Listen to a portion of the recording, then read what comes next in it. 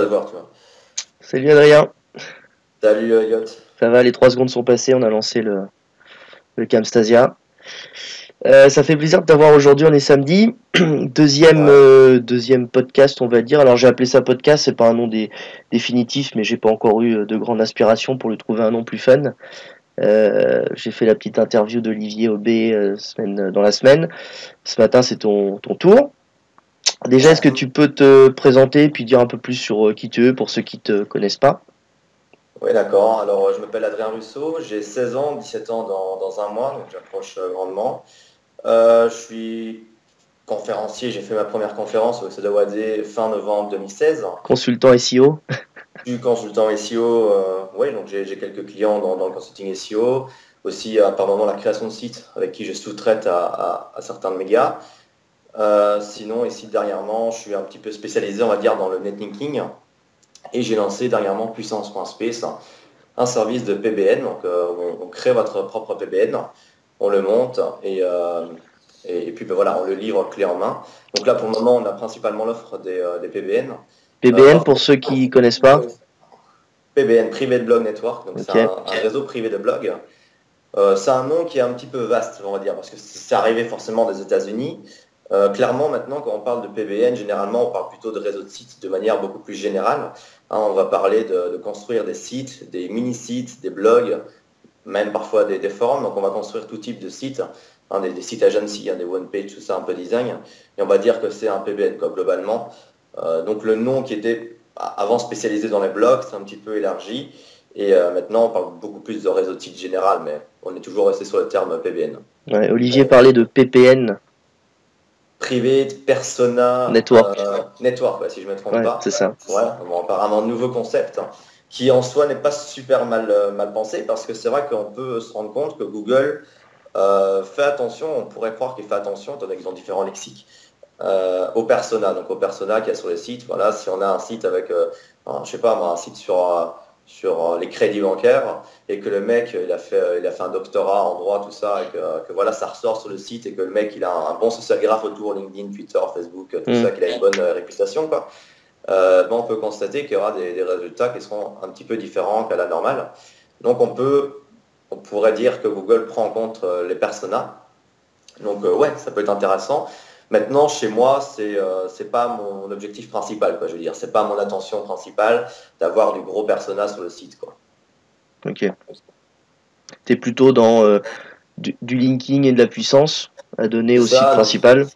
ouais, je suis plutôt, enfin, sur le linking puissance, hein, voilà, c'est de grands mots. Mais après, on regarde aussi, bien sûr, la qualité des textes, la densité, enfin, la pondération des mots-clés, les liens qui pointent, voilà. On regarde tout ça. Maintenant, ouais, le but est quand même de rester dans une certaine qualité, mais on construit plus des sites autour d'une thématique qu'autour d'une personne. Contrairement à Olivier, qui lui carrément construit des sites autour d'une personne, quoi. Il va créer un Facebook, peut-être un Twitter, enfin voilà, il va créer des réseaux sociaux, il va créer des fiches de CV en ligne même, il va linker de tous les côtés. Donc, dans le Google, étant donné qu'il n'y a pas encore de footprint, hein, d'après ce que j'ai compris, sur les personas, eh bien quand on va taper le nom de la nouvelle personne entre guillemets dans Google, ben, il va avoir toutes les fiches CV, tous ses réseaux sociaux et le site internet qui est ben, le site de réseau d'Olivier qui vont ressortir. Donc c'est intéressant parce que ça construit quand même dans une certaine réputation pour une personne qui est sur un site qui est en fait son site PBN, quoi, si on peut le dire, par un site qui va linker les clients, quoi. Donc ouais, c'est intéressant. Ok, ça m'a paru intéressant aussi. Après, à creuser, puis à bien, je pense, il y a une certaine manière de les utiliser à mon avis, et ça doit être couplé aussi à autre chose.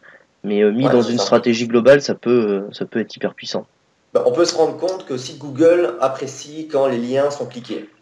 Donc Oui, forcément, dans le concept du PPN, les liens sont généralement cliqués. Parce que Olivier fait de l'acquisition de trafic grâce à ces personas, sur les réseaux sociaux notamment, sur Google aussi parfois, et les liens seront cliqués. Donc l'impact du lien qui sera sur le site PPN, ouais, aura un impact qui sera plus fort qu'un simple PBN voilà, qui est lointain dans les SERP, qui n'est pas forcément cliqué, tu vois. Donc voilà, indirectement, c'est très c'est intéressant en fait. intéressant, ouais. Maintenant, Ok. c'est un gros travail quand même. Oui, oui, c'est un travail de titan, hein. C'est ça, C'est hein. sûr, ouais. Ça caractérise bien Olivier, on va dire. Donc, tu as tracé un petit peu, donc ouais, t'as 17 ans, donc tu es tout jeune. Ouais. Je dirais peut-être pas l'un des plus jeunes SEO francophones, mais peut-être pas loin. Ou alors il y en a qui sont pas forcément connus du grand public, mais genre il y en a forcément. Mais dans les médiatisés, Julien Gadano. d'accord. Bon, je pense que c'est le seul que je connais. Tu connais, hein. Le seul que je connais, c'est lui qui a 18 ans actuellement, mais je l'avais connu quand il avait 17 ans. Qui était, enfin lui, il est plutôt du SEO côté code, tu vois. Hmm. Un peu même fort black hat, on va dire, voilà, tu vois. Mais ouais, à part lui, je connais personne d'autre dans le grand public, on va dire, qui fait du SEO, voilà. Oui, voilà, dans le médiatisé, hein. Ouais, c'est ça, ouais. Bon, après, certainement qu'il y en a qui sont pas médiatisés, mais Oui, il y en a forcément, qui restent tranquillement derrière, chez eux, derrière leur écran, et qui veulent pas se faire connaître, volontairement, pour pas, voilà, pour pas être la lumière du jour, on va dire, mais ouais, ok. Comment t'es tombé? Alors moi, j'ai lu plusieurs interviews, ce qui traînait un petit peu sur le web te concernant. Comment ouais. tu es tombé dans le SEO, dans le web, dans l'informatique? Je suis tombé, donc j'ai eu mon, si tu as lu l'interview, j'ai eu mon premier PC à 8 ans, donc je suis tombé, on va dire, dans le monde de l'informatique, de l'Internet, vraiment plop dedans comme ça, à l'âge de 8 ans. À ce moment-là, je faisais pas grand-chose sur le web, mais j'ai vraiment créé mon premier site à 12 ans. Et c'est à partir de la création de mon premier site que je me suis intéressé à l'acquisition de trafic et donc indirectement au SEO. Donc à partir de 12-13 ans, je me suis intéressé au SEO. Et, euh, et puis ben voilà, de loin, puis d'abord de loin, je me suis dit ouais, il y a beaucoup de termes techniques, c'est pas trop pour moi, bazar, c'est trop compliqué. Et puis je suis revenu dedans et là j'ai vraiment bien accroché. Et c'est à partir de ce moment-là que je me suis dit ok, le netlinking c'est vraiment le truc qui m'a toujours, tu vois, qui m'a toujours fait Hmm. le plus kiffer. Et donc voilà, mais je suis tombé un petit peu comme ça, on va dire, par hasard, en ayant créé un premier site sur la sécurité informatique, étant donné qu'avant, j'étais dans la sécurité informatique, quoi. J'ai commencé, on va dire, dans le web, avec la sécurité informatique. D'accord. Donc ça fait avant 2005 en fait. 2003, 2004, si je Moi, je calcule suis né bien. en 2000, donc 8 ans, ça veut dire en 2008, 12 ans, donc en 2012, j'ai créé mon premier site, en fait. J'avais 12 Ouais, ans. d'accord. Je suis né en 2000, donc Ok, donc 2008, t'es tombé, si je me rappelle bien, dans les années où le linking était encore un peu mafieux et n'importe quoi. On pouvait tirer dans tous les sens. ouais, bon, ça c'est avant 2012. Ouais. Et là, je faisais pas encore. De 2008, je suis vraiment tombé plop. Hmm. Donc j'avais 8 ans, j'ai eu mon premier PC. Moi, ok, je fais quoi avec mon PC, bazar bidule. C'est là que j'ai commencé à vraiment essayer de comprendre le système d'Internet, comment ça fonctionnait, pourquoi il y a des sites qui sont en ligne, comment, enfin, tu vois. Et puis à 12 ans, j'ai fait mon premier site. Donc je suis arrivé vraiment en plein split, quoi, hein. Je suis arrivé dans le plein split. Parce qu'en 2012, il y a eu le Google Ouais. Penguin, etc., qui sont arrivés. Euh, voilà, donc je suis arrivé vraiment dans le plein split. Du coup, je ne vais pas dire que j'ai vraiment connu Les époques l'avant cow-boy, quoi. 2012, tu vois. Mais ouais, je sais bien ce qui s'est passé avant 2012 et ouais, l'année où tu faisais du linking et tu montais, tu faisais le truc qui te traquera quoi. Et ça marchait apparemment. Ça marchait, ouais. Quand on écoute les anciens, c'était un peu du n'importe quoi. On va dire du n'importe quoi maîtrisé, mais c'était un peu plus simple que maintenant. Il y avait un mec qui me disait, enfin, le gars, il avait, je sais plus combien de sites, ouais, il avait 40, 50, quoi, qui tournaient sur des gros réseaux de PBN, tout ça, mais avant 2012, tu vois. Et donc le truc, il tenait bien, tout ça. Bam, 2012, tout son réseau qui tombe. Son réseau de PBN, plus son réseau de money site, quoi, hein, tout, en la totale, quoi. Il était tombé, boum, juste après le update de Penguin en 2012. Donc là, Ça a c'est fait les gros crash, hein, toute tout le monde entend. toute la rentabilité, tout le chiffre d'affaires derrière qui est généré, quoi, est tombé carrément, Ah ouais, ouais, est ouais, tombé à clairement. zéro. Ouais. Ok. Donc tu te retrouves là-dedans, tu fais ta petite sauce, ça te plaît. Tu tisses des liens, j'imagine, sur la toile avec des SEO, des webmarketeurs, tout le monde un peu gamer, IT, techno. Ouais. Ok, tu te fais tes opinions, tu arrives à faire tes premiers tests, j'imagine, sur ce qui a l'air de fonctionner, pas fonctionner, sur comment on applique. Oui, clairement, bah, les tests, hein, ça c'est un grand mot aussi. On peut trouver beaucoup d'informations. Bon, à partir du moment où il y a eu des centaines de tests qui ont été faits sur le rel nofollow par exemple, et qu'on peut comprendre que le rel nofollow ne fait passer pas de jus, ben, en soi, on va faire un test là-dessus. Si on a déjà 100 qui ont été faits et qui ont été concluants, on va pas en refaire. Mais après, il y a plein d'autres tests qui sont très intéressants à faire et que oui, j'ai déjà fait dans la dilution du Julien, etc. Faire différents tests, notamment avec les personas. Hmm. Voilà, ça c'est des trucs qu'on ne trouve pas spécialement, boum, tel quel, dans les blogs, c'est ça. C'est des trucs un peu plus, on va dire, lointains, profonds. Donc à ce moment-là, ouais, c'est intéressant de faire des tests. Après, ça a aussi des petits coups, quoi. Donc ça a des coups de rédaction, des coups de nom de domaine, tout ça. Voilà. Puis après, il faut savoir soit réutiliser, soit jeter en fonction ouais, tu sais que si tu te plantes, tu les mets à la benne. Si ça marche, tu as trouvé un truc, mais c'est ça, ouais, c'est ça. faut essayer 10 tests avant de trouver une solution qui marche, on va dire. C'est un peu ce qu'Olivier a fait, on va dire, hein, avec ses PPN. Hein. Ouais, Il ouais. a testé, avec ça marchait, il a tenu quelque chose et il a un peu plus développé, notamment avec sa boutique e-commerce. Quoi. Alors, ce que j'en ai vu, moi, des tests, c'est plutôt un ensemble de personnes qui, par des mini-tests de chacun, vont arriver à définir une règle ou on va dire une manière de faire qui donne une astuce ou une direction à quelqu'un qui, lui, va arriver à conclure. Puisque c'est à mon avis hyper compliqué à une personne d'arriver à gérer l'ensemble des facteurs nécessaires ou arriver à vraiment isoler le facteur qu'il souhaite identifier. Par contre, à effectuer ou à discuter au bout de 5 ou 6, je pense que ouais, tu arrives effectivement avec 5 ou 6 expériences à identifier un élément que tu vas pouvoir bosser sur l'encre, sur le jus, sur ce que tu veux, sur des 301, sur des ensembles de manières de faire des sites ou des critères à respecter par exemple. Et ça te permet d'avoir une plus grande échelle de test quoi.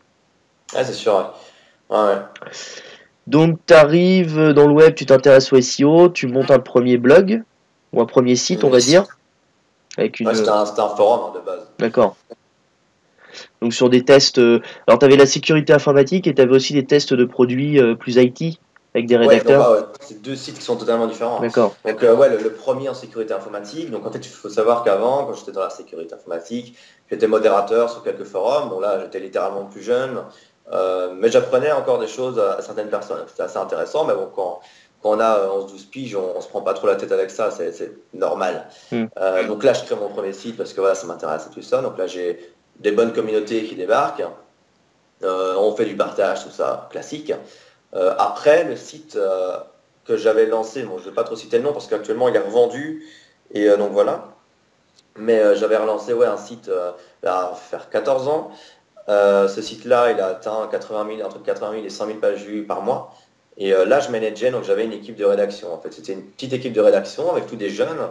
Et les mecs, je leur disais, OK, je vous paye pas, mais vous recevez X produits tous les mois que vous pouvez tester, garder, faire des articles, enfin voilà quoi. Et donc, c'était des produits high-tech qui étaient souvent technologiques, de haute technologie. Et donc, forcément, ça les intéressait. Et il y avait 2-3 articles qui étaient publiés tous les jours, du coup, d'actualité, des tests et tout ça. Donc voilà, donc là, ce site-là, il a quand même rapporté pas mal d'argent, pas mal de notoriété également. Et ben, puis je l'ai revendu à 16 ans. Quoi. D'accord. C'est consacré pleinement à mes projets SEO. Quoi. Ouais, donc c'est quelqu'un qui est venu te chercher, tu l'as mis sur une plateforme, c'est par tes contacts que... Ah non, c'est par mes contacts que je l'ai vendu. Donc ouais, c'était un seul de mes contacts, je dis ouais, je revends mon site. Donc il n'y a rien qui n'était fait en public en fait. Hein. J'ai vraiment tout voulu garder confidentiel. Et voilà. Quoi. Et donc c'est un contact que j'ai eu, un gars. Donc ça fait déjà une petite somme pour lancer ta boîte, on va dire, pour lancer le projet Puissance Space. Ça fait un peu de, on va dire, de fonds propres, comme ça qu'on appelle les choses. Ouais. Bon, c'est cool déjà. Donc tu lâches aussi. Donc avant, tu avais le forum sur la partie Sécu Info. Et tu t'es dit, alors Puissance Space, comment ça t'est, alors pas forcément le nom, la marque, ainsi de suite, mais comment l'idée déjà de te dire, on peut peut-être vendre ça en ligne. Bon, révolution du e-commerce et ainsi de suite, mais... C'est suite au SEO d'Awadé en fait. Suite au SEO d'Awadé, il y avait un mec, enfin il y avait plusieurs mecs quoi, qui étaient venus, soit pour du coaching, soit pour plus d'informations, soit pour également du service quoi, de construction de PBN. D'accord. Et bon là je me suis dit ok cool. Et quand on parle avec des potentiels clients, en fait on apprend aussi plein de choses, c'est totalement dingue. Pas spécialement au niveau de technique, tout ça, mais on apprend plein de choses sur la carrière future par exemple. Notamment Puissance Space m'est venu via un des potentiels clients qui m'avait demandé voilà, combien pour créer un PBN bazar bidule, et j'en ai eu plusieurs qui étaient venus comme ça. Et là je me suis dit ok, aux États-Unis, donc du coup j'étais voir du côté des US, hein, et ça existait déjà, donc je vais voir du côté des US, je fais ok, il y a déjà pas mal de marketplaces, il y a pas mal d'e-commerce, tout ça, qui vendent des noms de domaine, ils ont des plateformes de noms de domaine, ils ont des marketplaces de noms de domaine, ils ont des marketplaces carrément de PBN. Et je me dis, ok, ça en France, ça n'existe pas encore. Donc tout ce qui se fait en PBN, c'est en privé. Quoi. Donc les mecs qui vendent du PBN, c'est en privé, il n'y a rien de public. Et donc je me suis dit, bah, ok, ça peut être une opportunité à prendre de proposer des services PBN en public. Et donc là, j'étais juste parti sur la construction de PBN et la vente de noms de domaine. Et maintenant, je suis occupé à élargir le champ de vision, peut-être aller aussi du côté de l'e-réputation et puis les choses futures qui arrivent avec l'Amazon, avec YouTube par exemple. D'accord. Et Ok. donc l'idée m'est vraiment venue. Voilà, à partir du moment où il y a des gens qui m'ont dit, OK, tu prends combien pour faire des PBN? Et, euh, et qu'en fait, il y avait plein de gens, voilà, pour eux, c'était le PBN, c'est un peu le luxe du netlinking, ça, ils ne savent pas trop comment ça marche ou quoi, même s'ils sont bons en SEO, par exemple. Donc c'est vraiment à partir de ce moment-là que je me suis dit, OK, je vais rendre l'offre publique, quoi. D'accord. Chose qui est aussi un peu dangereuse, parce Alors, qu'il y a Google derrière, voilà. c'était ma question puisque j'en ai parlé avec d'autres gens, on va dire, qui font du PBN depuis plusieurs années, qui le font en privé avec leurs clients, qui marketent pas leur offre côté je te vends un PBN, mais plutôt moi je te vends du linking et ce que je te propose c'est d'être premier, puisqu'au final un client ce qu'il achète c'est ça, c'est de remonter dans les SERP, Ouais, c'est sûr. d'être bien placé et derrière que tu fasses du link, du rédac, pas du link, pas du rédac, que tu fasses ce que tu veux, lui à la limite j'ai envie de dire il s'en fiche, ce qu'il veut c'est être premier. Ouais, ouais. Et donc la discussion qu'on avait était à ce sujet en disant est-ce qu'il n'y a pas un risque pour alors soit les quality raters, soit pour d'autres personnes du service contrôle entre guillemets chez Google de tomber dessus. Est-ce qu'il n'y a pas une moyen de repérer Oui. qu'on a un réseau de sites? Est-ce que le Il y réseau a- de sites est grave? Julien Gémenez dit, je pars du principe que Google c'est tout. Bon, c'est on va dire une bonne phrase. Parce qu'il faut savoir qu'aux États-Unis, donc là je m'amène un peu avec le concept des États-Unis, qui n'est pas du tout le même en France. En France, c'est PBN, c'est confidentiel, le linking c'est mal, il faut faire ça en privé. Aux US, c'est tout l'inverse, le linking c'est bien, il faut faire ça en public, tu vois. Donc c'est vraiment un mindset, on va dire, différent. Moi, je me ramène avec le mindset, voilà. Aux US, ils font ça depuis des années, les offres sont publiques depuis des années, Google n'arrive toujours pas à péter les PBN. Mm. Donc ouais, ils en trouvent un, le mec il a mal fait son truc, ils le font sauter, ça fait peur aux autres, ça limite les gars qui font du PBN. Mais les offres sont quand même là, elles restent là depuis des années.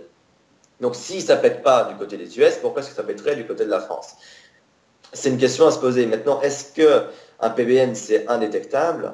Je ne partirais pas de ce principe-là. Le truc, c'est que le but, c'est quand même de faire varier les footprints au maximum. Donc ça, c'est la base. Bon, après, les footprints, il faut trouver des techniques pour les faire varier un max. Hein, par exemple, les SOA DNS. euh, les SOA DNS, c'est quoi? C'est l'email du client qui héberge son site qui va apparaître le NS principal. Mhm. Mais pour faire varier le SOA DNS, ça veut dire qu'un client, c'est un mail différent en SOA. Donc 100 clients, ça va faire 100 mails différents. Donc c'est très difficile tout de même à remonter à partir du moment où on cache vraiment bien les footprints. Maintenant, c'est sûr, un PBN est beaucoup plus détectable à partir du moment où on l'interlink.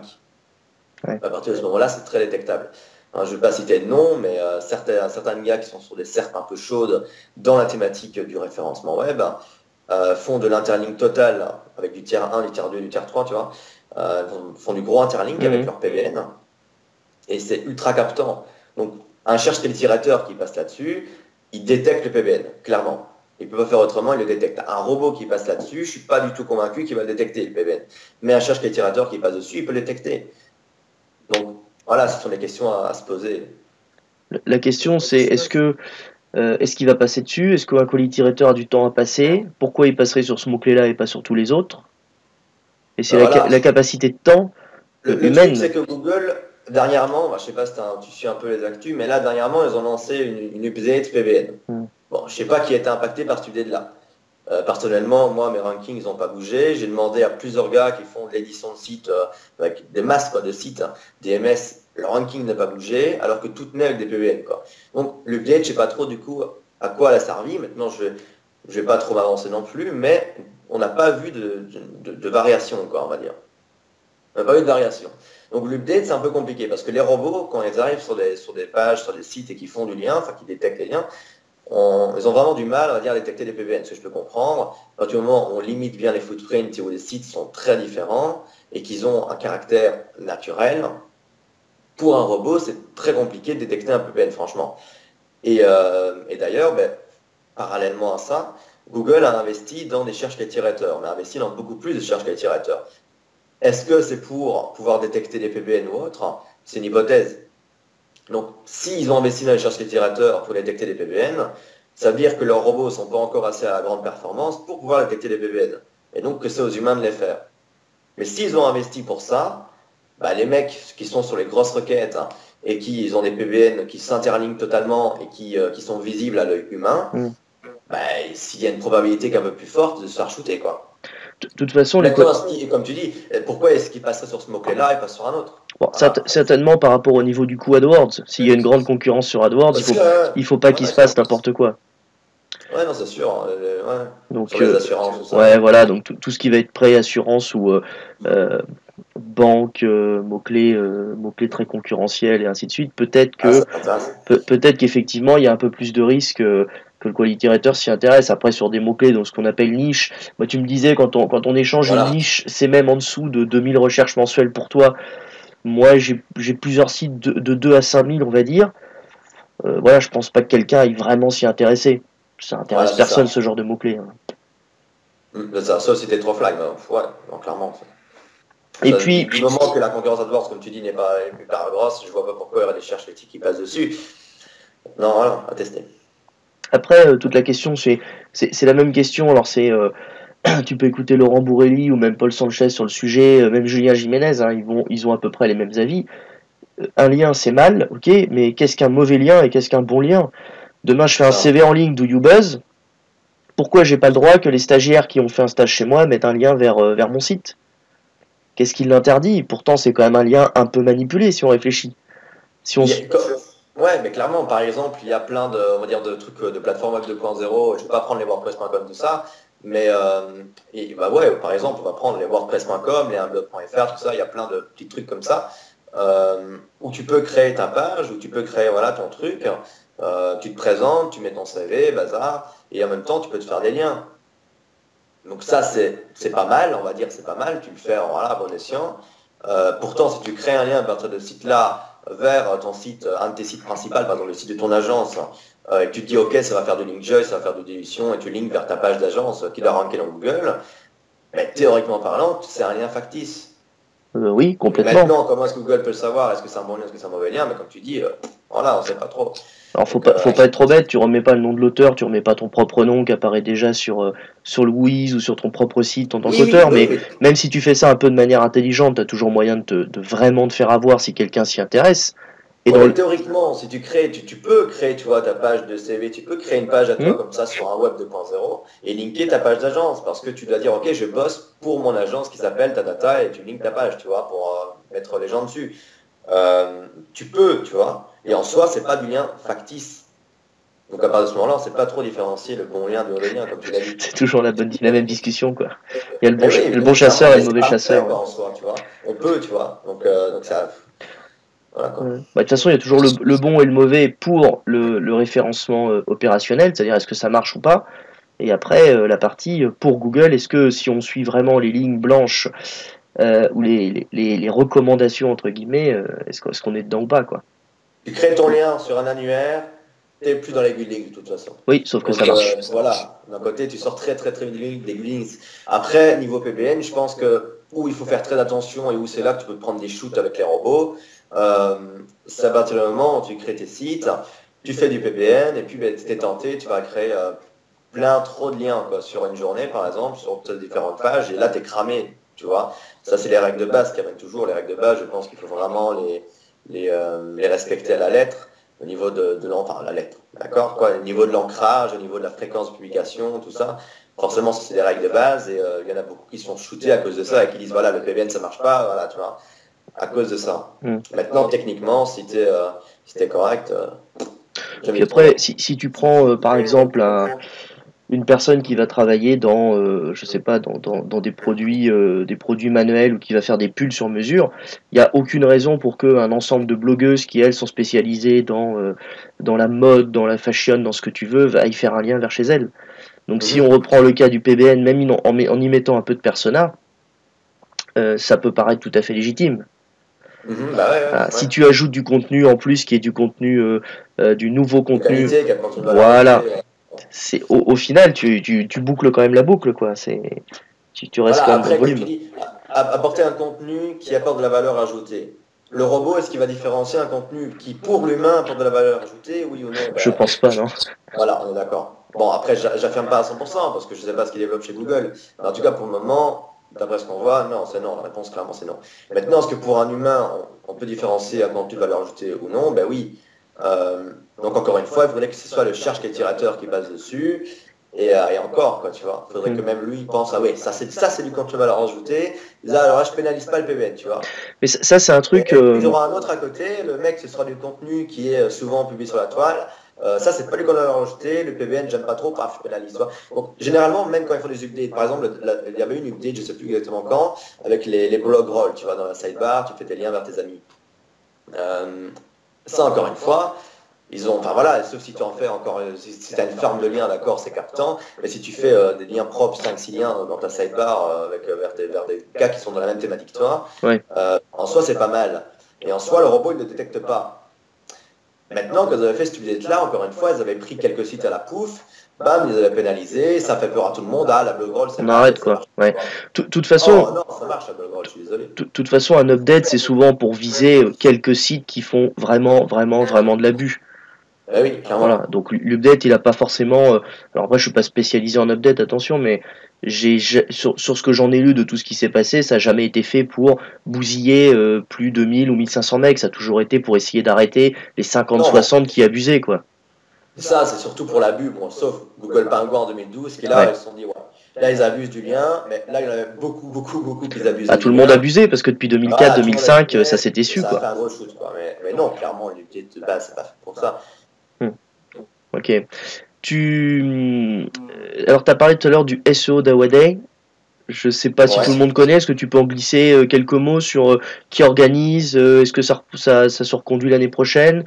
Est-ce que c'était cool et qu'est-ce qui s'y est passé, quoi, clairement? Alors, le SEO d'Awadey, c'est une conférence à Toulouse qui est organisée par David de Pieris et Sandrine Bertrand, donc le trio, là, le clos.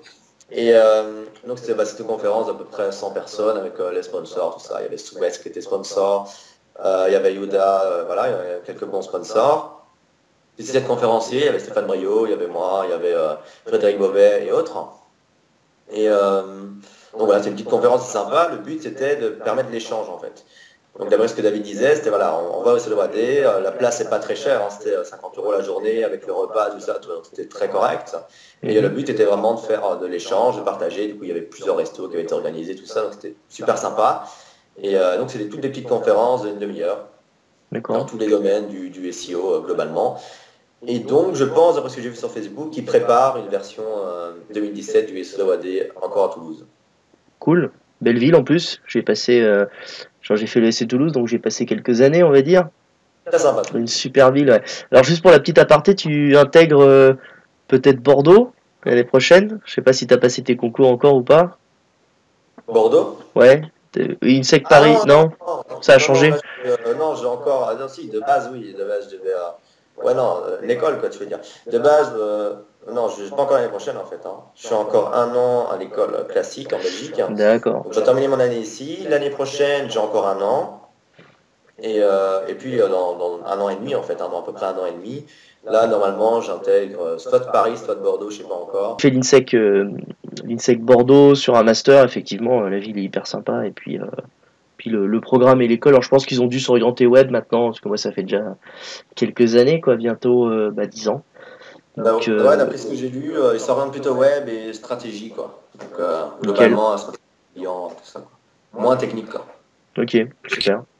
Donc SEO d'Awadé, cool, globalement, le ressenti et puis la version qui s'annonce l'année prochaine. Ouais, bah, le ressenti globalement c'était cool et surtout pour moi, quoi. Voilà, quoi, je suis un peu sorti de ma grotte, on va dire. Il faut, voilà. De temps en temps, il faut. Voilà, c'est sûr. Donc du coup, toi, c'est un peu ça qui t'a donné le côté business en te disant qu'est-ce qu'attendent les clients et qu'est-ce que je peux mettre en ligne pour vendre mon savoir sous forme des PBN. Voilà. Nous, on s'est rencontrés sur Facebook, si je dis pas de bêtises. Après le SEOAD d'ailleurs. Ouais, après, donc j'ai dû effectivement voir une conf avec tes slides. Ça pointait vers ton profil LinkedIn ou Facebook, je sais plus trop, et j'ai ajouté l'un des deux, et puis on a causé, et puis de fil en aiguille, j'en suis arrivé à te proposer d'intervenir au SEO by Night du 13 avril. Voilà, exactement. Alors donc avec toi il y a des gens que tu as côtoyés donc au SEO d'Awadé, il y a Fred Bobé, il y a Stéphane Brio, en plus on a Paul Sanchez, Kevin Richard, voilà, qui interviennent. David Ninja Linkers, qui va venir nous voir aussi. Et puis donc ça toute la journée c'est un ensemble de conférences, et puis le soir on traitera sur un sujet, on va dire, un peu plus ouvert pour les TPE-PME qui sont pas dans le délire SEO ou dans tous les trucs techniques, sur tout simplement, est-ce qu'en 2017, une TPE-PME peut se passer d'une stratégie SEO, quoi. Voilà. C'était un peu la logique, et de traiter sous forme de table, un peu de table ronde avec un avis de chaque intervenant. Ouais, Est-ce que, c'est intéressant. ouais, alors est-ce que tu peux me donner ton avis sur ce sujet-là déjà rapidement sur est-ce qu'on peut se passer du SEO? Dans une TPE-PME, je pense que dans les années futures, le SEO, ça ne doit pas être la première, étant donné que le SEO, c'est un budget sur le long terme et que les résultats ne sont pas à voir dès le premier mois. Je pense pas que ça doit être la première focalisation pour une TPE-PME, étant donné qu'ils n'ont pas spécialement toujours de gros budgets. Maintenant, la stratégie digitale, je pense que ça doit être une des priorités parce que niveau de rentabilité, donc au niveau budget, voilà, on investit, on a un retour sur investissement qui généralement est très intéressant. Donc voilà, mais je pense que quand le budget, donc quand c'est déjà lancé, quand la TPE-PME a déjà fait une sorte de mini transformation digitale, je pense que ouais, c'est presque obligé d'intégrer une stratégie SEO, étant donné que c'est le levier marketing qui, selon pas mal de statistiques, est le levier qui, sur le long terme, fait le plus d'acquisition de trafic, de 1, et de 2, qui a la meilleure conversion, quoi. Donc voilà, parce que c'est très ciblé, donc voilà. Donc, est-ce qu'on pourrait se passer du SEO? Je pense pas. Maintenant, est-ce qu'on doit le mettre en avant? Est-ce qu'on doit se focaliser dessus? Je pense pas non plus. Ça dépend vraiment de l'étape où puis de Premièrement, du l'avancement. budget de base, quoi. Voilà, généralement, une TPE-PME, ça dépend déjà si on est du côté start-up ou si on parle d'un fleuriste, tu vois. Donc c'est très différent. Mais une TPE de base, généralement, n'a pas spécialement un gros budget à investir directement dans le digital. Or, contrairement à ce qu'on pense dans le SEO ou autre, on doit avoir du minimum de budget, quoi. Oui, beaucoup de gens pensent que SEO veut dire gratuit, mais Ouais. naturel ou optimisation ne veut pas dire gratuit. C'est marrant d'ailleurs ce terme référencement naturel et SEO, où en anglais il est tout à fait pertinent. C'est de l'optimisation. En France, on parle de moteur de recherche, c'est ça. ouais, en France, on parle de naturel, genre de manière francophone, on parle de naturel, ce qui n'a vraiment rien de naturel, quoi, clairement. Non, mais non, clairement. Non, je sais pas trop d'où ça vient, même, parce que bon, là, référencement naturel, on pourrait dire, voilà, c'est le côté naturel de Google. Les mecs cherchent un mot-clé, on arrive sur des résultats, c'est naturel, parce que voilà, tu vois. Contrairement à l'AdWords, on paye, on apparaît. Donc de base, je pense que le concept était naturel, parce que de base, les moteurs de recherche, 1998 pour Google, première version 1996, 1989 le web, à partir de ce moment-là, on se disait, ouais, il faut lister, tu vois, il faut lister les URL, il faut faire du tri. Et puis quand on a vu qu'il commençait à avoir de plus en plus d'URL, on s'est dit, ouais, il faudrait mettre des algorithmes pour pouvoir les placer, trier, etc. Et je pense que le naturel vient de là, de la partie où ouais, on met des algos pour que les résultats soient pertinents, et donc en fonction d'un mot-clé, on a des résultats naturel, quoi. Parce qu'avant, il n'y avait pas toutes ces optimisations. Enfin, si, on optimisait, mais rien à voir par rapport à maintenant, quoi. D'accord. Et Bon, tu disais un fleuriste n'a pas besoin de SEO, mais sur du local, par exemple?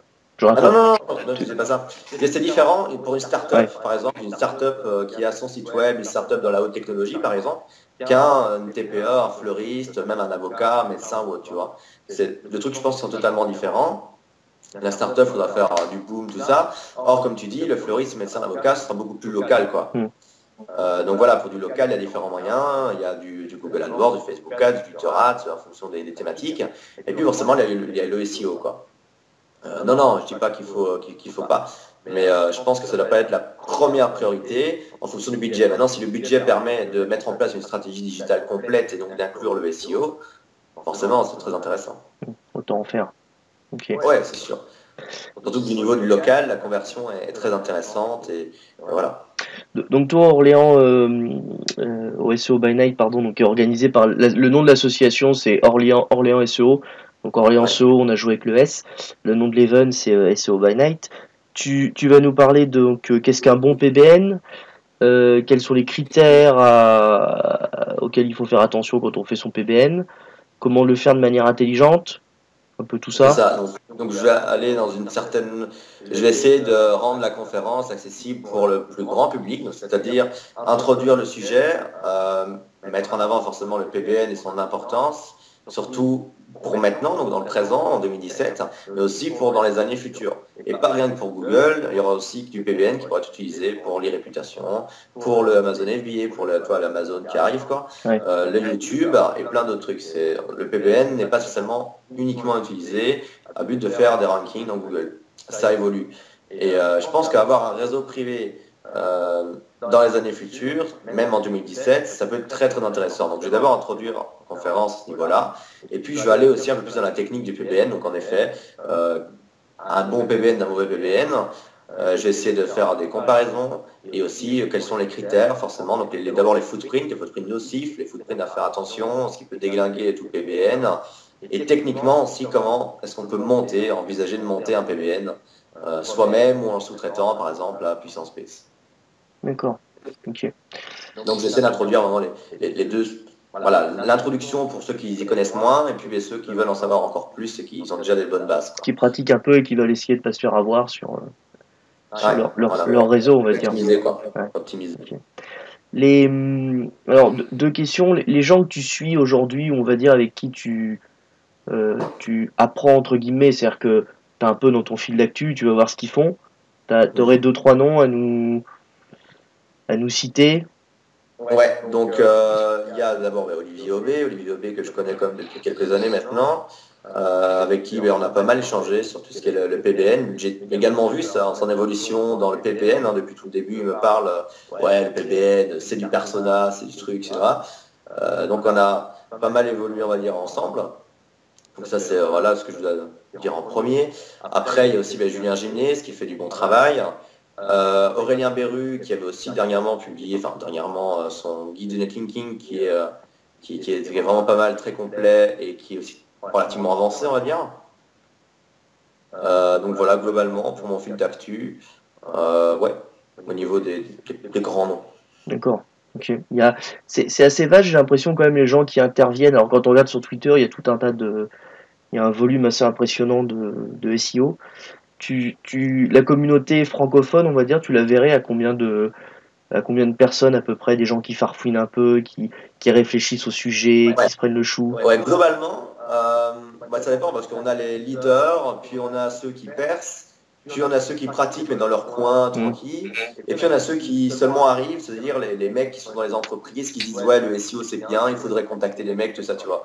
Donc on est vraiment sur des niveaux différents. Donc dans tous ces niveaux-là, je pense qu'en France, donc c'est un peu différent de la Belgique, parce que la Belgique n'est pas énorme, mais en France, pas dans les bons, mais globalement, je pense qu'on s'établit sur une échelle de quelques milliers de personnes qui s'intéressent et qui pratiquent le SEO. Ce qui n'est pas énorme quand même par rapport au nombre de sites web et au nombre d'e-commerçants. Comment tu vois, tu as suivi comme tout le monde, alors quand on regarde en arrière, c'est toujours plus simple, mais tu as suivi ce qui s'est passé en 2005, 2012, ce qui se passe maintenant, 2015, on va dire 2016. Comment tu vois l'évolution du SEO? Parce que clairement, si tout le monde se met à faire des réseaux de liens, des PBN, des PPN et tout ce qu'on veut, ça fera comme le lien dans les années 2000 et quelques. Est-ce que c'est le lien, à ton avis, qui va perdurer dans les années à venir? Est-ce que c'est tout simplement pas le contenu, entre guillemets, de qualité? Si on se base sur le pur moment historique, le web arrive en 1989. Le web, différent d'Internet. Le web est un logiciel qui est posé sur Internet. Ça, c'est bien d'accord. Le web, c'est-à-dire que via un navigateur web, on va pouvoir trouver des pages web, donc des sites Internet. Et le web, en soi, c'est quoi? C'est tout un système hypertexte. Donc, on a des textes et on a des liens. Donc je pense qu'au plus le web va évoluer, au plus les moteurs de recherche vont évoluer, les réseaux sociaux vont évoluer, et je pense qu'il y aura toujours cette importance 50-50 du contenu et du lien. Parce que tout au final est monté sur ces deux piliers-là, l'hypertexte, l'hyperlien. 50-50 quand même. On n'est plus dans les 80-20. D'après toi? Ouais, moi je dirais 50-50. Pour moi, le lien est tout aussi important que le contenu. Maintenant, les avis divergent. Les mecs qui vont bosser dans la thématique de plombier vont dire que c'est plus le lien qui compte. Les mecs qui vont bosser dans, je sais pas moi, dans les thématiques plus soft, on va dire ouais, c'est le contenu, c'est le truc qu'ils partagent et tout, tu vois. Donc ouais, c'est assez différent, mais je pense que si on devait faire techniquement, purement techniquement, je pense que ce serait 50-50, parce qu'au final, l'hypertexte hyperlien, c'est 50-50. Le web, il n'existe pas s'il n'y a pas de lien, s'il n'y a pas de texte, d'un point de vue technique. Mm. L'évolution maintenant, je pense que les PBN, ils ont de bons avenirs devant eux. Maintenant, quand on parle de PBN, en 2017, on ne parle pas de PBN même en 2015, clairement. Euh, il y a un niveau de qualité qui s'impose. Donc je pense que par exemple, déjà avant, on se serait dit, ouais, le PBN, on s'en fout, quoi. Si les pages du PBN sont dans le top 10, même après le top 10, donc après les centaines de résultats de recherche de Google, on s'en fout. Actuellement, on se dit, ouais, je préfère avoir un TruthFlow qui est un peu plus faible, mais des pages qui se positionnent dans un top 30, tu vois. Donc il y a quand même un certain niveau de qualité qui arrive. Donc je pense que voilà, au plus on va évoluer, plus il y aura de la qualité. La qualité qui veut dire les contenus, qui veut dire les liens qui pointent dans le site, la structure du site, le design du site, les performances, la vitesse, voilà, tout ça, quoi, tous les critères d'un bon site, quoi. Donc maintenant, globalement, l'évolution du SEO, je pense qu'il y a l'intelligence artificielle qui va faire beaucoup. On l'entend beaucoup parler, surtout maintenant par Google, qui est quand même une des boîtes leaders, l'une des industries leaders de l'intelligence artificielle au niveau mondial. Et je pense qu'il va y avoir des impacts suite à l'intelligence artificielle. Notamment, avant, on parlait des robots, que c'était difficile pour eux de différencier un contenu de valeur ajoutée d'un contenu de pas valeur ajoutée. Peut-être que dans 20-30 ans, même moins, ce sera pas compliqué pour un robot. Même moins certainement. Il y a déjà des robots, genre on peut acheter, même moins. qui écrivent des textes. On peut acheter, je citerai pas le nom du service, mais pour 1 euro, on a un texte de 300 mots qui est généré par un robot, quoi. Ouais, mais Stanford, déjà, les premiers moteurs de recherche, il y en a un qui était développé à Stanford. Google a été développé avec Larry Page et Sergey Brin, Stanford. Et encore ça dernièrement, j'avais vu le tool, d'ailleurs moi j'ai oublié son nom, qui permettait de générer via l'intelligence artificielle en fonction de quelques mots-clés des textes complets, en anglais. C'était développé aussi à Stanford. Donc ouais, je pense que ça c'est les traitements de langage automatique, le TAL, ça évolue aussi. Donc voilà, je pense que par la suite, le SEO sera beaucoup influencé par l'intelligence artificielle. Et donc, ça suffira plus de faire simplement de la technique, quoi. Il faudra aller beaucoup plus loin que ça. D'accord. Ok. De mon humble avis. On parle de. Oui, oui, bien sûr, c'est ton avis ici. C'est pas forcément la vérité, la science infuse ou ce qui va vraiment arriver. C'est notre avis à tous. Après, personne ne sait de quoi il fait l'avenir et puis surtout ce qui va se passer réellement. Même déjà qu'aujourd'hui, sur l'algo actuel, on sait pas du tout.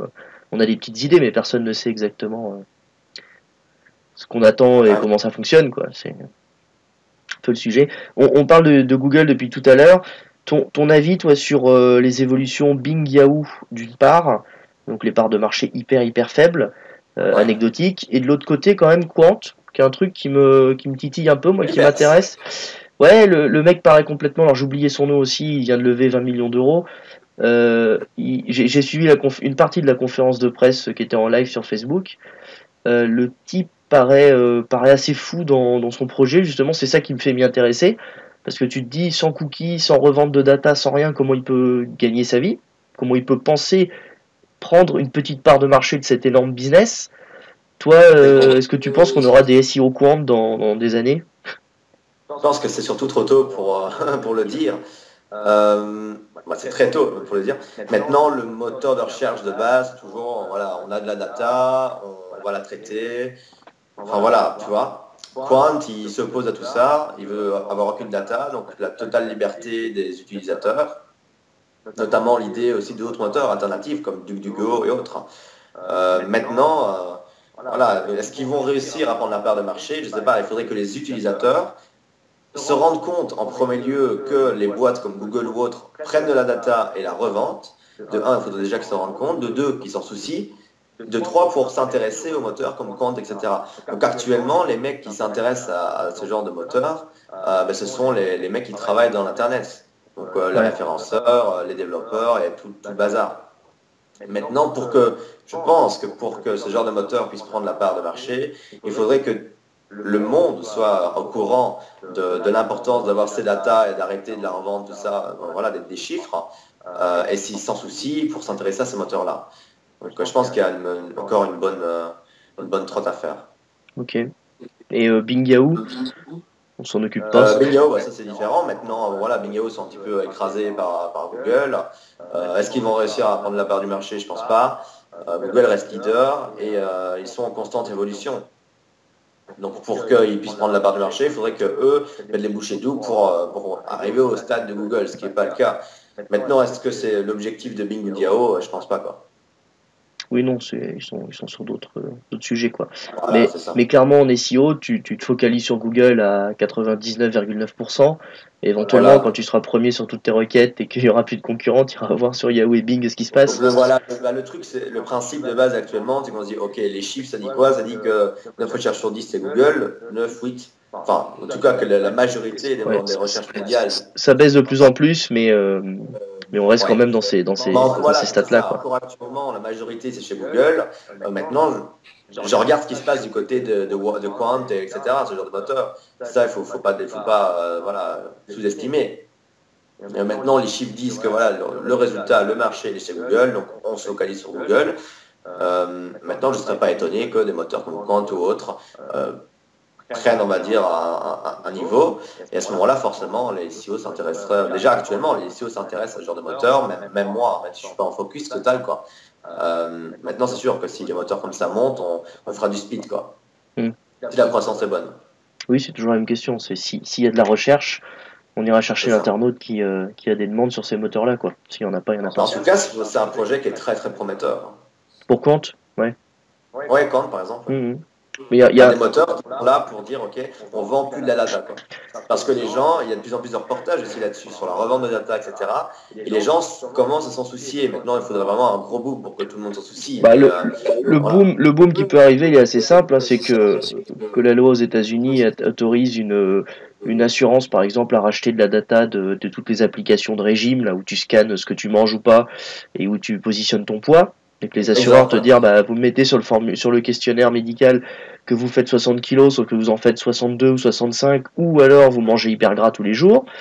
Ou alors que une application comme Waze par exemple refile tes données à ton assureur et qu'on t'explique que à part devant les radars, tu es toujours au-dessus de la limite des kilomètres heure autorisés, quoi, de la limite de Voilà. vitesse autorisée.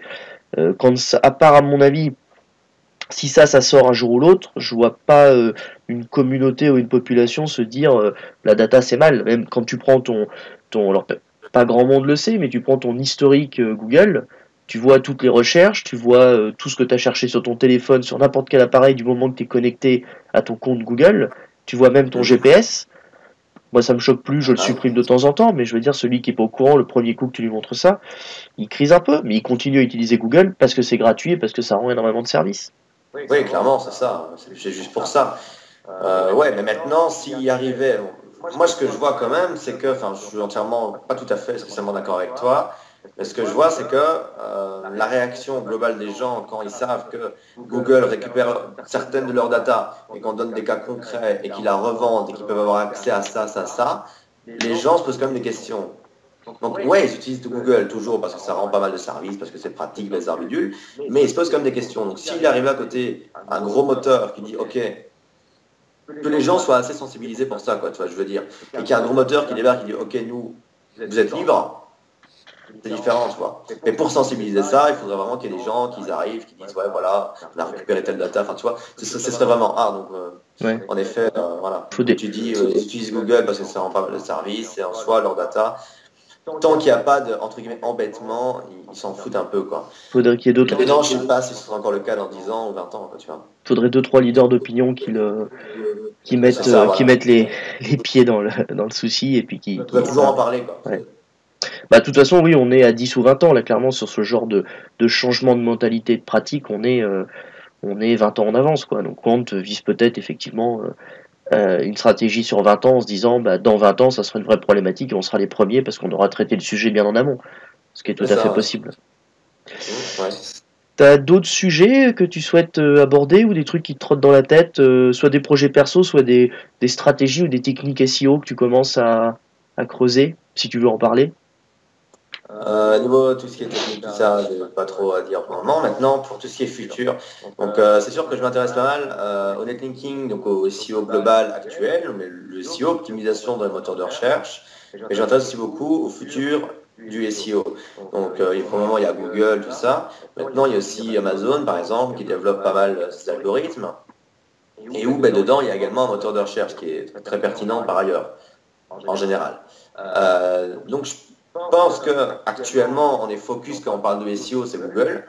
Maintenant, j'en avais même parlé d'ailleurs avec Thomas Cubel, et on se disait, ouais, je pense qu'il faut petit à petit s'élargir. Donc, ok, on fait du Google, mais il faut aussi aller voir comment ça se passe du côté de YouTube, comment ça se passe du côté d'Amazon et ce genre de moteur de recherche-là. Parce que, bon, actuellement, YouTube, le SEO YouTube, c'est le SEO Google d'avant 2012. C'est pas très compliqué. Mais voilà, donc je pense qu'il faut vraiment s'intéresser de plus en plus aux plateformes alternatives, autant on-site qu'off-site. Il y a Yannick Chastain qui est sur le sujet, sur Amazon Ouais, ouais. FBA, qui a l'air de bien cartonner d'un point de vue business et surtout avoir très bien analysé et compris la chose. Alors, je sais pas si tu as Ouais, déjà clairement. échangé avec lui ou pas. Ouais, j'ai déjà échangé avec lui. Ouais, niveau business, avec ses business Amazon FBA, apparemment, ça tourne très bien. Donc, voilà. Maintenant, ouais, il est focus pour lui, l'avenir du e-commerce, c'est Amazon. Voilà. Donc, lui, déjà, par contre, il voit quand même encore Google, hein, donc c'est pas ça. Pour lui, l'avenir du e-commerce, c'est Amazon, l'algo, c'est Amazon, bazar bidule. Mais il a encore, voilà, Google pour l'e-réputation, comme j'en parlais tout à l'heure. Il aime encore bien Google pour faire monter de l'e-réputation. C'est encore un pilier très intéressant. Et de toute façon, l'affiche Amazon doit aussi être basée sur une e-réputation de la page elle-même, sur Ouais. Amazon, qui est pas forcément linkée que par Amazon, donc voilà, ou de la marque en elle-même qui vend, elle doit avoir une certaine réputation La déjà sur la toile. majorité, j'avais vu des stats, mais je connais plus les chiffres exacts, mais la majorité, si je peux le dire avec certitude, des recherches, du trafic d'Amazon, ça vient des moteurs de recherche. Oui, ok. Donc ça Donc, veut dire que ouais, les gens vont pas forcément chercher directement sur Amazon. voilà, sur Amazon. Donc, ils tapent aussi, ouais, ils recherchent des avis de produits, parfois ils recherchent un produit, ils tombent sur Amazon, bazar bidule, et donc ça arrive depuis Amazon. Mais la majorité du trafic, en tout cas d'Amazon, ça vient des moteurs de recherche. Maintenant, il y a certains gars qui disent ouais, mais c'est aussi parce que il y a beaucoup de gens qui d'abord, au lieu d'aller directement sur Amazon.fr, ils tapent Amazon dans Google, puis ils cliquent sur Amazon.fr. Ça peut aussi jouer, mais donc voilà. Ça doit pas être la majorité effectivement des recherches ou des demandes. Les gens ont souvent aussi des liens favoris ou accèdent directement au produit par un autre moyen, quoi. Donc c'est-à-dire que Ouais, le search est aussi utilisé pour taper le nom d'un produit ou d'une grande catégorie et on y rentre parce qu'Amazon est premier. c'est ça, ouais. J'analyse, bah, tu dois le faire aussi sur certaines, pour essayer de trouver des niches, hein, des mots-clés qui ont pas trop de recherche, qui ont un petit peu de recherche mensuelle, mais pas trop, et surtout dans lequel Amazon, ni eBay, ni Cdiscount sont positionnés sur la première page. Et tu Mhm. t'aperçois que c'est pas toujours hyper simple à trouver. C'est-à-dire qu'il y a même des petits mots-clés où Amazon est clairement en première page, quoi. Ouais, mais je pense pas que c'est un problème en fait, parce que, personnellement, je suis déjà ranké avec Amazon sur une page Amazon, notamment sur les clés USB, iPad, iPhone. Mais j'étais déjà ranké sur cette page-là. C'était un test de produit, donc c'était un article qui était avec du bon contenu, des images, un truc dynamique, tu vois. Donc c'était pas mal. Il y avait des commentaires, il y avait des reviews, voilà, ça bougeait. Et l'article était aussi optimisé forcément pour le mot-clé. On avait envoyé un petit peu de linking et l'article était en première page avec Amazon sur le mot-clé clé USB, iPad, iPhone, je sais plus, mais c'était en tout cas dans les deux thématiques là, quoi. Donc au final, je pense que Amazon, ça reste des fiches produits. Les fiches produits, comme aurait dit Laurent Bourli, ben, Google en a un petit peu marre, quoi. Ouais. Entre guillemets. Il faudrait du contenu qui soit beaucoup plus diversifié. Et donc, quand tu as des articles ou des pages qui ont du bon contenu, voilà, avec une bonne densité pondérée, avec des champs lexicaux qui sont très riches, etc., avec un site qui a une bonne structure et suffisamment thématique, je ne pense pas du tout que ce soit impossible de ranker, peut-être pas devant spécialement Amazon s'il est en première position, mais si par exemple Amazon est en huitième position, ranker devant lui, c'est tout à fait envisageable. D'accord, ouais, donc c'est pas parce que toi, tu as un gros sur une SERP avec un mot-clé précis, t'as un gros qui se positionne, ça te fait pas forcément peur d'y aller et tu te dis que tu peux tout Non, à fait le doubler, quoi. bah ouais, clairement. Clairement, maintenant, voilà, maintenant si Amazon, il a, je sais pas quoi, s'il englobe toute une page, c'est différent, ça dépend aussi de la concurrence. Mais le cas, par exemple, de la clé USB et pas d'iPhone, Amazon est là et il a juste une page qui est là, quoi. Ça ne m'a pas du tout empêché d'être à ma place sur la page, quoi. D'accord, ok, bon à savoir. Avec du bon contenu et des bons liens, et avec un site suffisamment thématique, ça marche. Mais nickel, bon à savoir. Donc Ouais. tes petites occupations pour les années, on va dire au moins déjà les mois, peut-être les années à venir, sur des autres moteurs de recherche que Google ou inclus dans d'autres marketplaces, quoi. Ouais, Ok. ouais. Bon après, ouais. Mais sinon, après aussi, un dernier point peut-être, c'est que je pense que vu que le web a été fondé, donc le web d'abord c'était toutes les pages, puis ils ont fondé deux trucs fondamentaux, les réseaux sociaux et les moteurs de recherche, qui sont les deux gros piliers, quand on y pense, du digital, de la stratégie digitale. Personnellement, je pense que ces deux gros piliers vont s'améliorer au fur et à mesure du temps, mais pas spécialement pas partir, quoi, tu vois. Ils vont toujours être là. Le moteur de recherche et les réseaux sociaux, je pense qu'ils vont toujours être là, parce que ce sont les deux gros piliers fondateurs du web et de la stratégie digitale. Donc je pense que ouais, ils vont changer, ils vont évoluer, ils vont très fortement changer, mais la base sera toujours là. Ok, ça roule. Oui, de toute façon, ils pourront pas changer la base ou repenser les éléments initiaux d'un algorithme ou d'un moteur de recherche. De toute façon, on a les grands piliers maintenant, quoi. C'est ça. Pour toi, juste une dernière question, peut-être. Je vois que ça fait un petit bout de temps déjà qu'on tourne tous les deux. Toi, les réseaux sociaux, d'un point de vue business, est-ce que ça peut faire vendre? Est-ce que ça dépend? Est-ce que tu t'en sers plutôt sur de l'irréputation et sur de la génération d'un trafic tierce que du search ou de l'AdWords? Pour les deux. Donc pour les réputations, c'est très intéressant forcément, mais pas que les réseaux sociaux simples, Facebook, Twitter, aussi plein d'autres réseaux sociaux alternatifs, Slacker, vidéo, bon ça c'est encore des trucs simples, mais aussi les fiches CV, tout ça, hein, pour les réputations, donc ça c'est intéressant. Maintenant, ouais, d'un point de vue business, c'est super intéressant le réseau social, c'est un gros point, avec notamment le Facebook Ads, le Twitter Ads. Bon, Facebook Ads, par exemple, qui est connu pour un coût qui est relativement faible, on peut faire de très bonnes campagnes avec un petit budget. Donc ça a de l'impact. Et même sans promo, donc par exemple moi Puissance Space, j'ai lancé Facebook, j'ai lancé Twitter, j'ai encore fait aucune promo payante, donc j'ai pas encore fait Twitter Ads ni de Facebook Ads, c'est dans les projets. 100% du CA, ça vient de Twitter, de Facebook. Voilà. Et puis du direct, donc du bouche à oreille. D'accord. Donc c'est plutôt parce que tes profils sont suivis, que tu es un leader d'opinion dans le domaine, que tu as une communauté qui est fédérée autour de toi et qui va effectivement aller visiter et ton service répond à leurs besoins, quoi. Ouais, c'est ça. Donc, ouais, c'est ça en fait. Donc, j'ai un profil Twitter ultra ciblé avec des gens qui voilà, sont très ciblés. Quand on demande du retweet, mais ça retweet bien. Donc après, ça élargit forcément les impressions, ça élargit les gars qui voient le tweet ou le Facebook sur les posts. Et puis ça clique et forcément en plus c'est thématisé, voilà. Et puis c'est comme ça que le bouche à oreille part, quoi. Ok, ça roule. Mais écoute, si on n'a plus rien à se dire pour le moment, je te remercie en tout cas d'avoir été dispo pendant une heure Je pense qu'on quasiment. a fait un peu le tour. Ouais, on a fait le tour. On te retrouve donc le 13 avril au SEO by Night sur Orléans. Ouais. Nous, on se recontacte d'ici là pour organiser, tout organiser et puis boucler les derniers éléments. Merci en tout cas, encore une fois. Si tu as besoin de dire un truc, bon, tu pourras faire un petit article sur le site où on se retrouvera des relais Twitter, Facebook sans aucun souci. Et puis bah écoute, à très vite. Merci. Merci à toi Elliot, à très vite. Salut.